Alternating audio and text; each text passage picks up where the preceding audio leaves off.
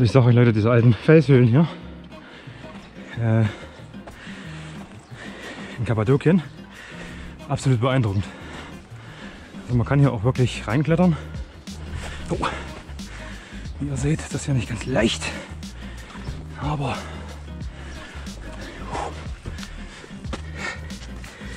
das Abenteuer wartet.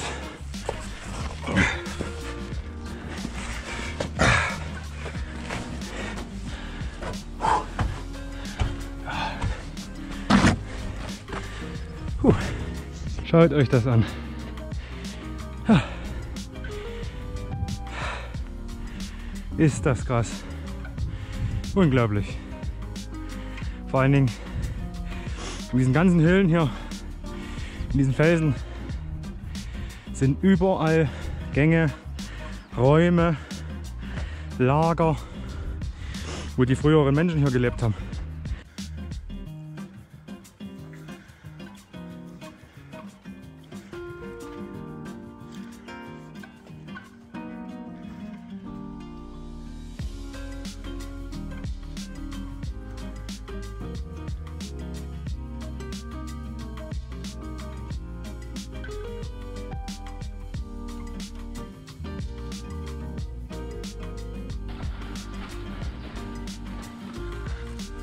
Jetzt gibt's die Kirche. In der Klasse. Das ist echt unglaublich. Hä? Das ist unglaublich. Da glaube ich, da waren früher waren die ja drin gelegen wahrscheinlich. Hier waren Sarkophage und Scheiße, oder? Waren die sonst? Sieht so aus, ja. Wow.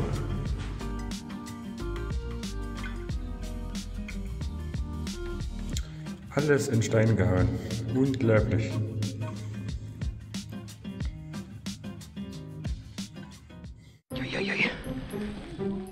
Ja. Ich weiß nicht, ob das im Video rüberkommt, aber das ist echt steil. Und vor allen Dingen sandig ohne Ende.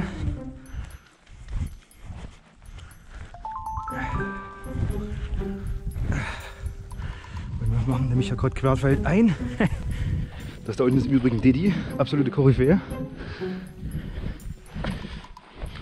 Auf der linken Seite ist so ein Busch, an dem kann ich festhalten. Ja.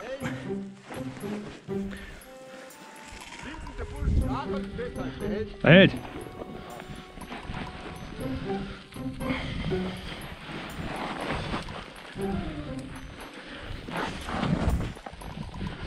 Und hier einfach auch runter. Ah. Uiuiuiui. Ah.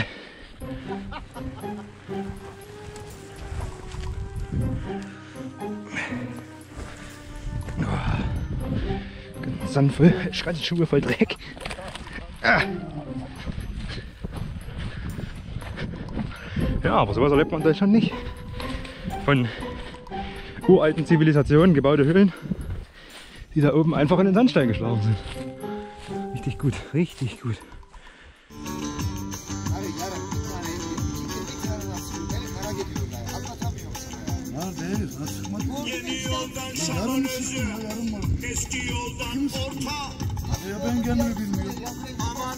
Euch Leute, wenn ihr hier mal seid, guckt euch unbedingt diese Höhlen hier an. Didi und ich, wir rennen hier seit Stunden rum und gucken uns die ganzen Höhlen an.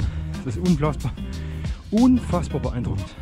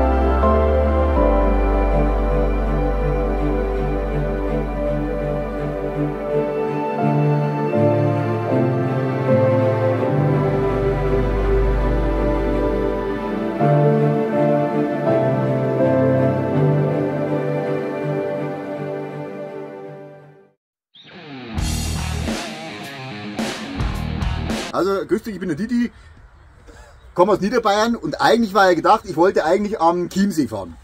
Wochenende am Chiemsee. Aber irgendwie hat mich ein Navigerät irregeleitet. Jetzt bin ich tatsächlich im Göremetall gelandet und dank Sebastian, der hat mich jetzt hier aufgeklärt, fahre ich morgen eventuell wieder zurück. Weil sonst kriege ich geschimpft daheim. Wir haben Chiemsee-Urlaub. Ostsee. Aber ein Unfall, dort waren wir, genau. Ja, genau. Habe ich quasi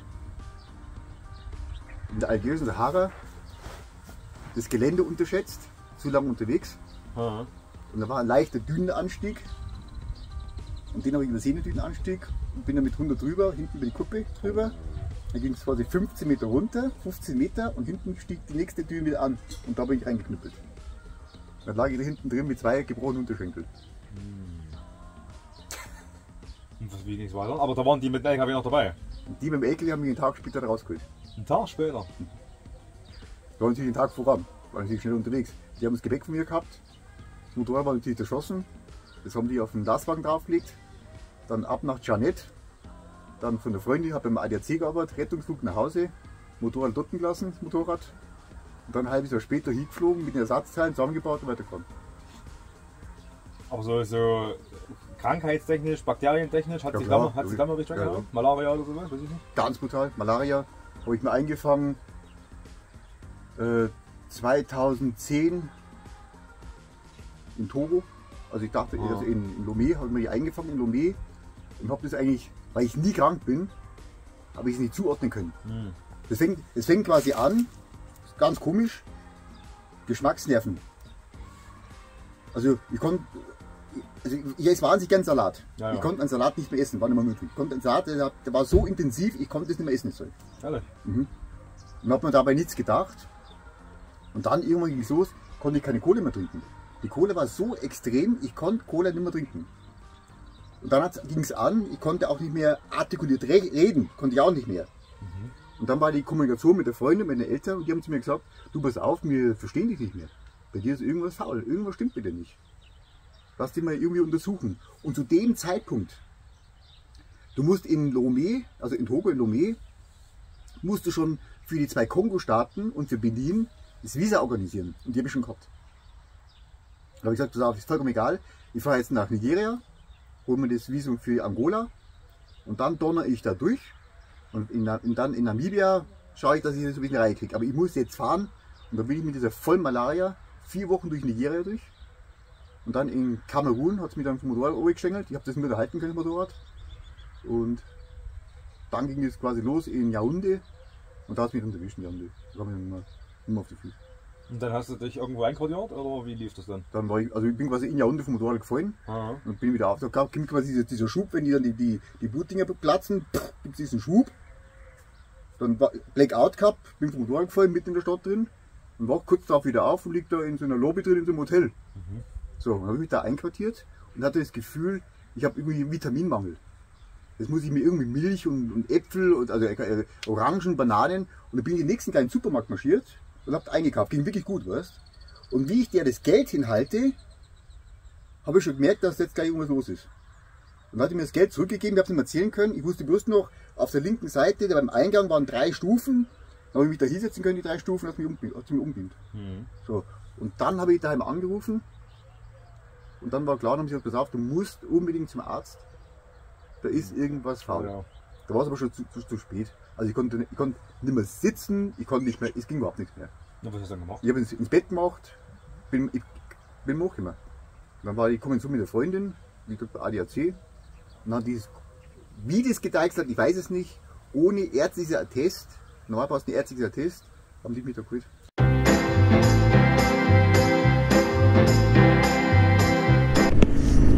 Ja, heute ist nächster Tag mit Didi zusammen. Ich habe mich mit Didi zusammengetan. Wir werden wohl jetzt noch die nächsten Tage zusammen unterwegs sein. Wir fahren jetzt gerade nach Derinkuyu.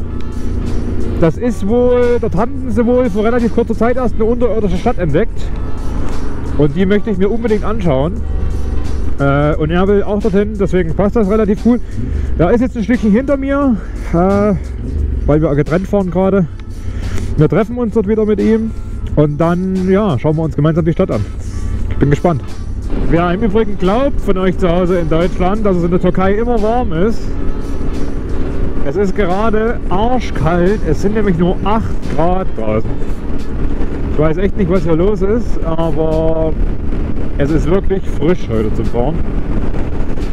Aber wir sind gleich da, 5 Kilometer noch. Na, hier ist er auf jeden Fall irgendwo, glaube ich. Ach, da ist er.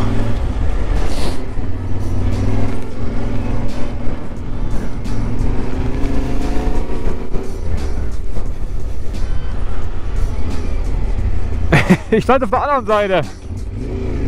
Ach, drüben auf der anderen Seite, oder? Ja, ich stand auf der anderen Seite. Ah, toll, super, ey. Immer extra muss machen, oder?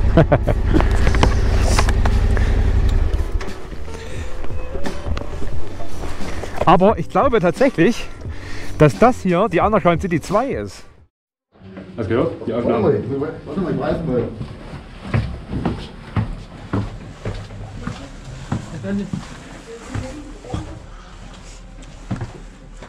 Underground City. Ich wollte es einfach mal vermuten, es geht. Oh. Die waren damals jedenfalls kleiner, die Menschen. So viel steht fest.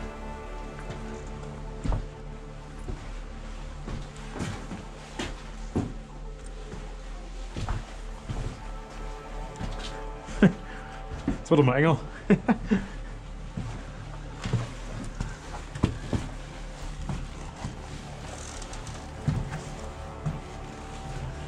Wahnsinn. Echt Wahnsinn. Guckt euch das an. Wie haben die das so ausgekühlt, ey? Ja, das frage ich mich auch gerade, wie das hier ausgehört worden ist alles. Wahnsinn.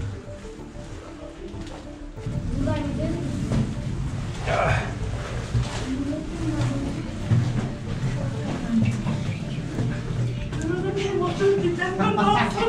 Aus allen Löchern kommt sie raus. Aus allen Löchern kommt man raus. Ja. Ich würde mal interessieren, wie viele Leute hier gewohnt haben früher. Verläufst du dich doch, wenn du nicht Bescheid weißt. Wahnsinn. Wie tief es hier runter geht vor allem. Das war der Ventilationsschacht hier. Ja. Stark. Kurz anglotzt, ich hab das Mami.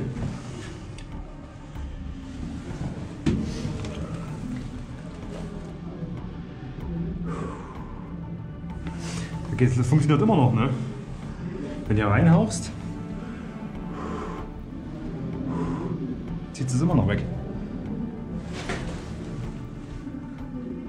Stark. Das ist interessant hier. Die haben nämlich damals mit dem Stein hier, das war so eine Art Torstein. Die haben den Stein damals einfach mit irgendeiner Vorrichtung, haben die den vorgerollt.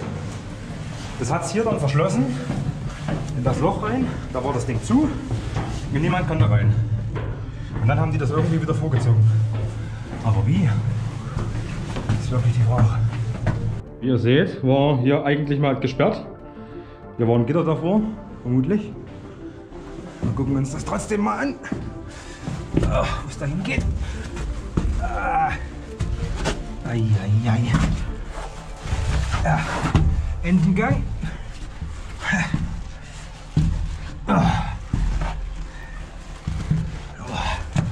Guckt euch das an. Das jedenfalls keinerlei Elektronik. Das ist gerade nur mein Licht hier vom Handy. Und hier ist auch niemand. Irgendwie ist das schon ein bisschen gruselig.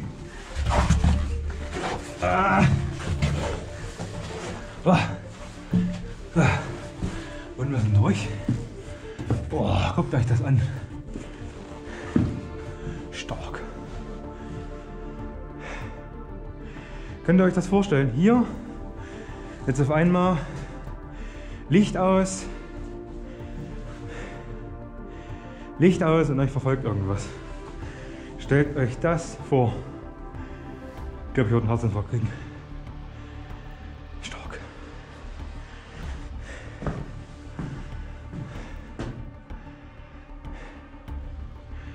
Wie das wohl entstanden ist damals.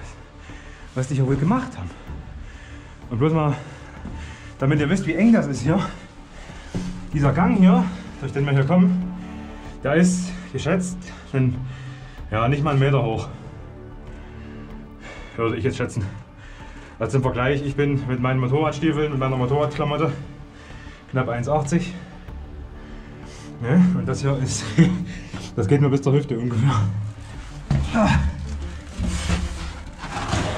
Oh. Alter Schwede.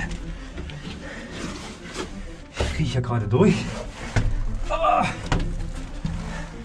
Mit Motorradstiefeln und Motorradklamotte. Nur um euch Bilder zu machen. Ja. Ei.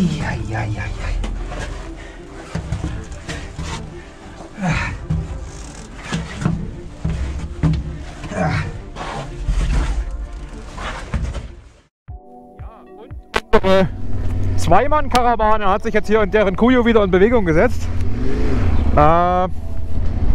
Ich muss ganz ehrlich sagen, die Stadt war wirklich beeindruckend. Das war die unterirdische Stadt in deren Cuyo, falls das jemand interessiert und das jemand mal anschauen möchte. Da gibt es 2 davon. Das jetzt hier war direkt die in deren Cuyo. Und wir haben uns jetzt auf den Weg gemacht nach Adiyaman. Dort gibt es nämlich den sogenannten Nemrut Dagi. Das ist ein Berg, 4000 Meter, auf dem noch sehr, sehr alte Gottheiten, Abbilder von Gottheiten stehen. Und das wollen wir uns anschauen. Ist allerdings sind 500 Kilometer, das schaffen wir nicht heute. Wir sind jetzt erstmal los, suchen uns irgendwo ein Buschcamp heute, Wildcamping. Und dann geht es morgen dahin. Bin gespannt. Und wir machen los.